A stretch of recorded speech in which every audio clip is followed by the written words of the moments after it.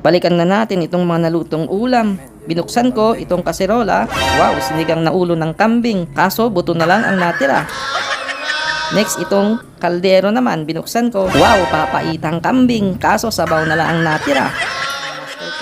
Hinalo-halo lang ng hinalo-halo. Sabay tikim. Anong lasa po, Master Cook? Very good.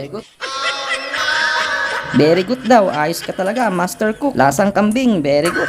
So, luto. Binisita po natin si Mista dito sa Mexico, Pampanga. From Pangasinan to Central Luzon. Ayos matagal-tagal tong project mo na to. Sana all. Talagang very busy si Mr. Robin sa pagpipintura. Ang sipag-sipag talaga ni Robin. Lalo na pag Sabado, araw ng sweldo, may vitamins sigurado. Wow, Mahusay pong pintor yan si Robin. Yung gustong magpapintor dyan, just contact Mr. Robin at your service. Ayos ka lang ba dyan, Idol Mr. Robin? Wow, Okay, tuloy mo lang yan men at kakamustahin ko yung kinakatay na kambing ni Master Cook.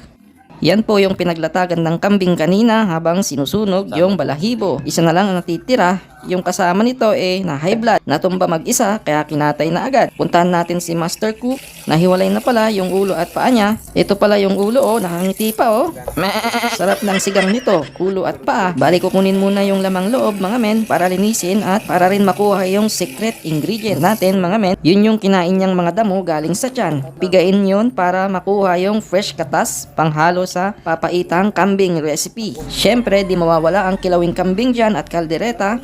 Okay, iwanan muna natin dyan. Balikan na lang natin pagluto na. Mapapalaban si Mr. Robin nito. Marami pang hindi napahiran ng skin coat dito sa bandang side. So, lilibat muna tayo dito sa labas. Sa paligid ng bahay, may mga manok na pangsabong sa gilid. Kitang-kita po natin ang mismo harapan ng bahay. Harapan ng pinipinturahang two-story house. Kailan kaya ako makakapagpatayo ng ganitong bahay, no? Yung harapan niya, pasukin na natin mga men. Apply sana ako dito helper ng pintoy. Kaso nagbawas na sila ng tao. Kaya nag-vlog na lang ako. Many hours later. Balikan na natin itong mga nalutong ulam. Binuksan ko itong kaserola. Wow, sinigang na ulo ng kambing. Kaso buto na lang ang natira. Next, itong kaldero naman. Binuksan ko. Wow, papaitang kambing. Kaso sabaw na lang ang natira.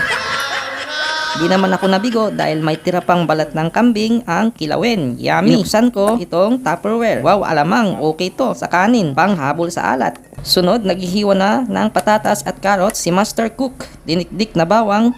Susunod na palang luto ang karni ng kambing. Ito na yung inentay natin. Ang main event, ang kalderitang kambing. Oh yeah! At ilalagyan na nga ng tomato sauce ang ating kaldereta. Sisling mga men, ang bango. Nakakagutom, Master Cook. Hinalo-halo lang ng hinalo-halo, sabay tikim. Anong lasa po, Master Cook? Very good. Very good daw, ayos ka talaga, Master Cook. Lasang kambing, very good. So, luto na nga ang ating masarap na ulam. San ka pa? Ready to serve mga men. Sigurado, mapapa-extra rice tayo dito. Mate, ready na rin ang rice. So, ano pang hinihintay natin? Let's go, let's eat. Yan po ang for today's video. Thanks for watching. Peace and out.